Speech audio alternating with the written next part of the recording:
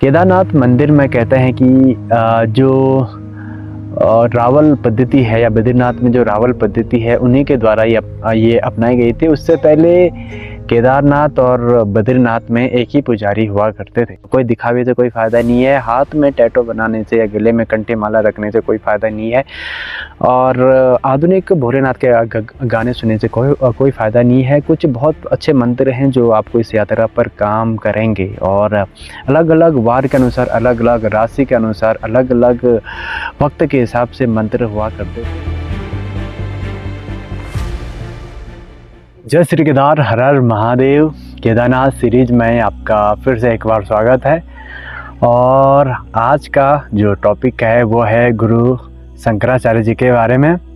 और केदारनाथ यात्रा में गुरु शंकराचार्य जी का एक अहम योगदान है। केदारनाथ बनने से लेकर और अभी तक जो यात्रा चल रही है उसमें। और मैं ये कहानी या फिर उनके बारे में क्यों बोलूँगा, क्योंकि यात्रा में अक्सर लोग भूल जाते हैं कि इस यात्रा को बनाने के लिए एक महापुरुष ने 32 वर्ष की उम्र में अपनी जीवन लीला समाप्त कर ली थी। और आजकल 32 वर्ष की उम्र में बहुत लोग चल भी नहीं पाते हैं पैदल। तो इसलिए ये कहानी बताना ज़रूरी है ताकि सभी लोग समझ सके कि जिस यात्रा को आप एक आसान यात्रा बनाना चाहते हैं या फिर जिस यात्रा को आप आसान यात्रा समझते हैं वो एक्चुअली आसान नहीं है।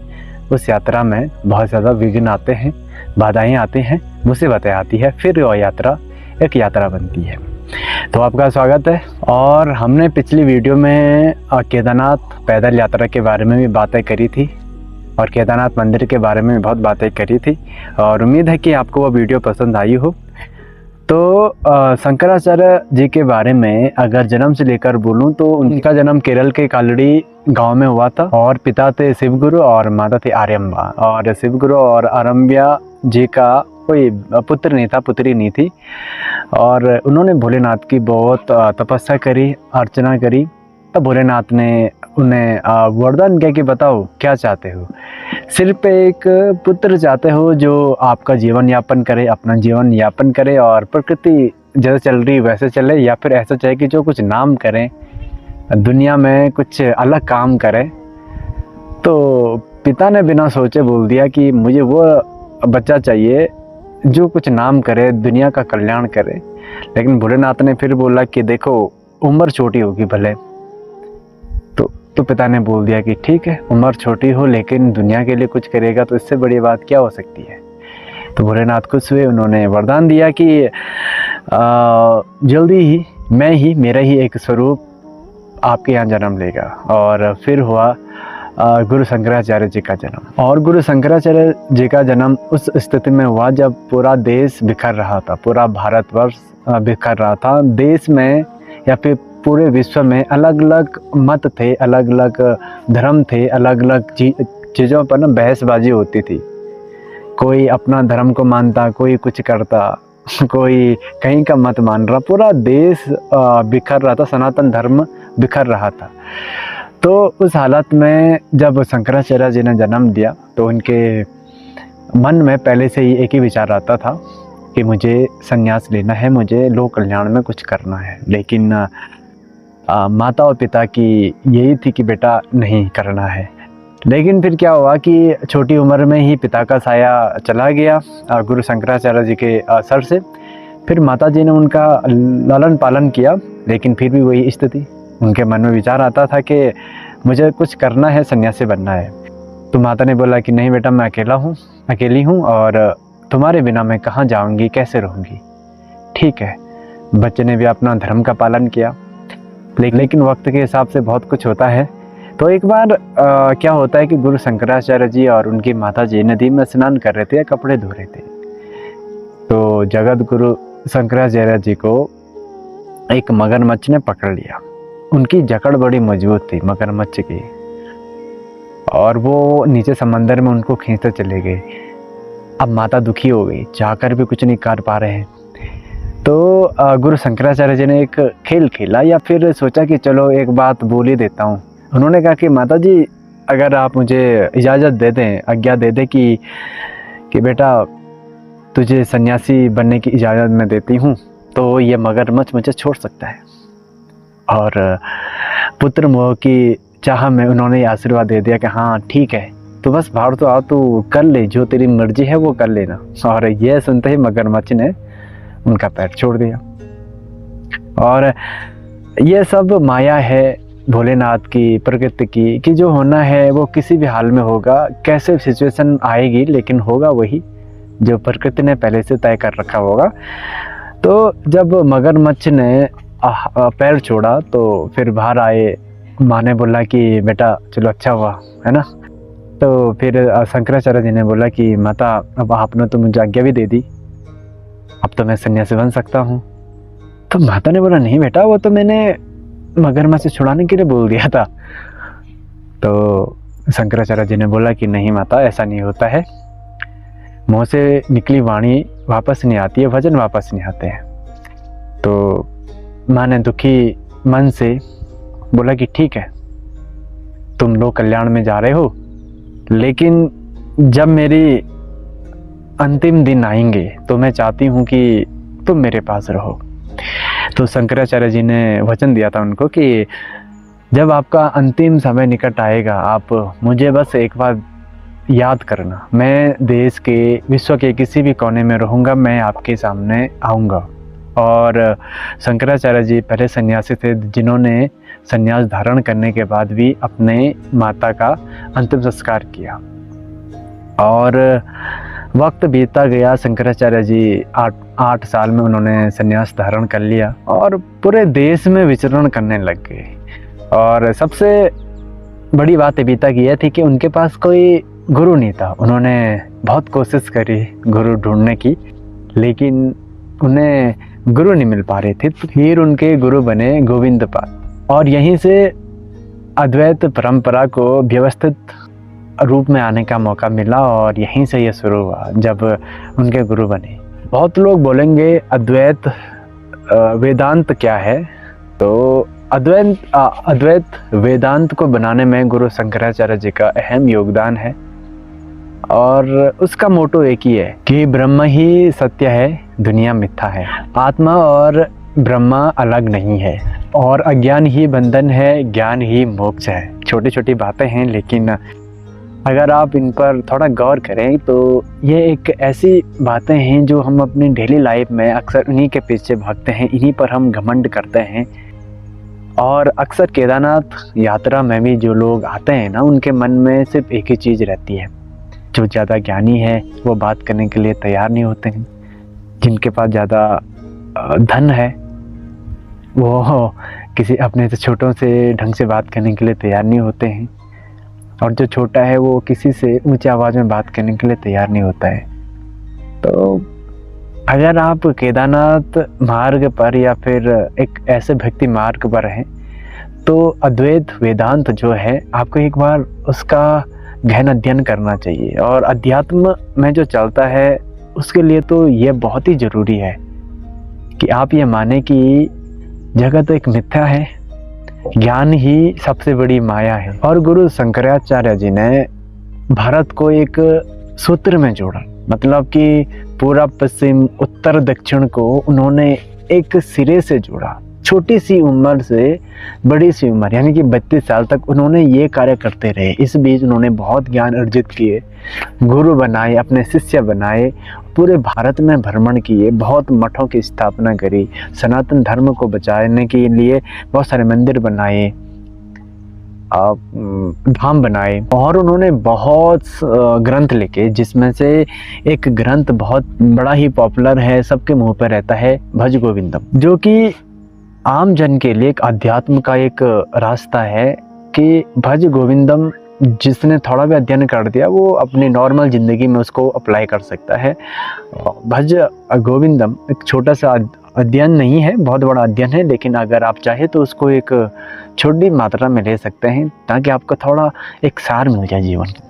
फिर शंकराचार्य जी ने 4 मठों की स्थापना करी। श्रृंगेरी मठ जो कि दक्षिण में है, और ज्योतिर्मठ जो कि उत्तर में है, जोशीमठ में है, बद्रीनाथ के बगल में, और गोवर्धन मठ जो कि पूर्व में है, पुरी में है, और शारदा मठ जो कि पश्चिम में है, द्वारिका में। और इन्हीं मठों ने वेदांत की परंपरा को आज तक जीवित रखा है। अगर आप चारों मठों में जाओ ना, तो वहाँ पर अपने अलग अलग शंकराचार्य हैं और ये पूरे भारत में भ्रमण करते रहते हैं। बात अलग है कि आजकल जो शंकराचार्य जी हैं वो थोड़ा अलग अलग डायरेक्शन में हैं, अलग अलग मिजाज के हैं, सोच मैच नहीं होती है, या फिर बहुत सारी चीज़ें हैं जो वो गलतियां करते हैं।